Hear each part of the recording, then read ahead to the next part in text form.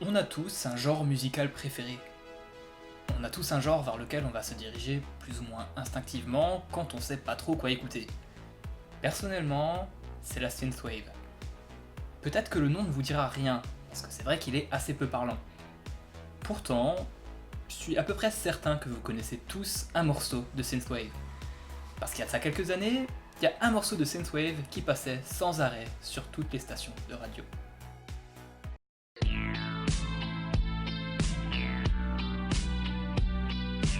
Et donc la synthwave, qu'on peut aussi parfois appeler retrowave, c'est tout simplement de l'électro qui s'inspire de la musique et de l'esthétique des années 80. Et le genre, même s'il a commencé à émerger au début des années 2000, a connu un énorme élan de popularité à partir des années 2010, notamment grâce au film Drive de Nicolas Winding Refn et au jeu vidéo Hotline Miami, qui s'inspire lui-même fortement de Drive. Et d'ailleurs, la synthwave est un genre particulièrement bien représenté en France, étant donné que certains des plus grands noms de la scène retrowave sont français. On peut par exemple citer Carpenter Brut, Perturbator, Hollywood Burns, Dan Terminus, Tommy 86, ou encore ceux que l'on considère parfois comme les précurseurs du genre, Kavinsky, College, et même, dans une certaine mesure, Daft Punk. Et donc, comme beaucoup de genres musicaux, la synthwave regorge de sous-genres qui ont chacun leur propre spécificité. On a par exemple la dark synth, qui s'inspire principalement des films d'action et d'horreur des années 80, l'outrun, qui est pensé pour évoquer la conduite d'une voiture de sport, la chill wave, qui se caractérise par l'emploi à gogo de synthé et de boîte à rythme, la néo-italo-disco, dont le nom est assez parlant je pense, la future synth, qui évoque le futur des années 80,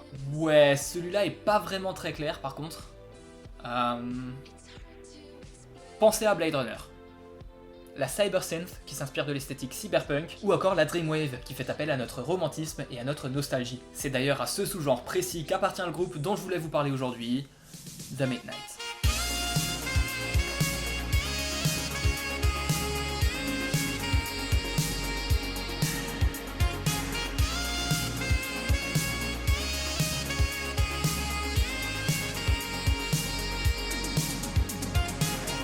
The Midnight est un groupe composé par l'américain Tyler Lyle et le danois Tim McEwan.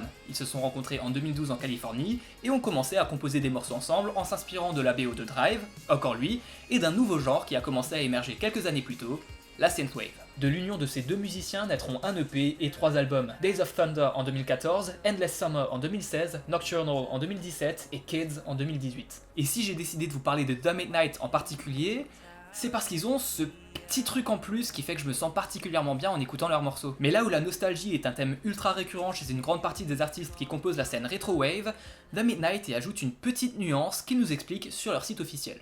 Il y a un terme japonais, Mono no Aware, qui signifie la triste beauté du temps qui passe, la douloureuse conscience de l'éphémère. Cela renvoie au moment passé auquel on finira par revenir un jour, mais seulement par le biais de nos souvenirs. La nuance réside dans ces deux mots, triste beauté. Les morceaux de The Midnight baignent dans une espèce de mélancolie teintée d'insouciance. Et pour ce faire, Tyler Lyle et Tim McEwan vont puiser directement dans l'imaginaire collectif, en s'inspirant d'éléments iconiques de la culture et de l'esthétique des années 80. On peut par exemple citer l'été, les couchers de soleil, la plage, les paysages urbains, la revanche sur la vie, les road trips, bref, que des éléments qui invoquent des images très claires dans nos têtes. Et ça sera soit des images de moments qu'on aura vécu nous-mêmes, soit des images qui auront été ancrées dans nos esprits par des films, des séries, des photos ou je ne sais quoi. En d'autres termes, les chansons de The Midnight invoquent une imagerie que nous partageons tous et dans laquelle nous avons tous baigné à un moment ou à un autre. Et c'est pour ça que ces chansons sont si efficaces. Je prends pour preuve l'effervescence de la foule à chacun de leurs concerts. À l'heure actuelle, ils n'ont joué que 2 fois en France, mais j'ai eu la chance de faire partie du public lors de leur passage à Strasbourg. Et vous savez quoi ?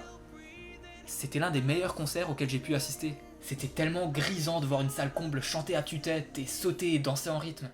Vous avez sûrement déjà vécu ce moment à un concert, où tout le monde profite tous ensemble. Cette espèce de transe où vous êtes juste happé par la musique et où rien d'autre n'a d'importance. Et ben imaginez une foule de 500 personnes, toutes dans cet état-là. C'était juste magique. Donc voilà, The Midnight, c'est le genre de groupe qui parvient à ancrer des images dans votre esprit, qui vous évoque les souvenirs de moments que vous n'avez même pas vécus, qui réveille en vous une folle envie d'évasion, qui vous téléporte sur une plage de la côte ouest des États-Unis, quand bien même vous n'y avez jamais mis les pieds, qui, au crépuscule, vous fera sortir juste pour le plaisir de sentir les rayons du soleil couchant caresser votre peau une dernière fois avant la nuit, qui vous donne des envies de monter en voiture et de rouler, rouler, rouler, encore et encore, sans jamais vous arrêter, sans réfléchir un seul instant à où vous allez.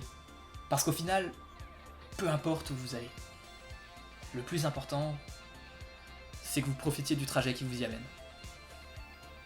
Allez, ciao tout le monde.